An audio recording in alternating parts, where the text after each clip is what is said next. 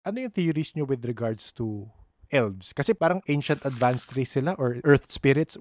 Based on your experience, sir, ano yung... Parang ngayon ko lang nga i-discuss to kasi medyo kakaiba yung sa research ko. Okay, Pero sir. tinatawag tayo na seven densities. Parang ibang dimension. Ang first dimension, sabi natin ito yung mga bato, existence lang. Second, pag nag-evolve ang consciousness nila, yan yung papasok yung mga halaman at hayop. Mayroon na silang presence. Nasa third density tayo. This is Earth. Medyo Okay. mabigat pa. Tangible lahat. Yung thoughts natin matagal mag-manifest. Pag nag-evolve tayo, mapupunta sa fourth density, dito na yung mga light beings. Okay. Iba ang katawan nila pag nag-evolve na yung soul. So itong mga entities na to, depende kung nasaan silang frequency na tinatawag. Dito sa 3D, may tinatawag pa tayong low vibrational entities.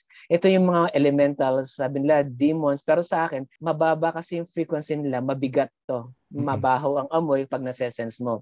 Itong mga light beings, ang higher ang frequency. So paano sila masesense makikita? So parang yung electric fan lang. Pag hindi yan umiikot, kita mo siya very visible. Pero pag umikot na yan, yun nga, pag tumaas ng frequency nila, hindi mo na makikita, pero napi-feel mo yung kanilang effect. So same way din sa parang iba't ibang frequencies, ang nakikita lang natin ay yung visible frequencies ng light. Pero beyond that, marami pang frequency. So kung doon ko sila ihahalin tulad na nag-i-exist sa iba't ibang frequency. May higher at may lower sa atin. So hanggang 7 densities yun na Okay, sir. tinatawag based sa research ko.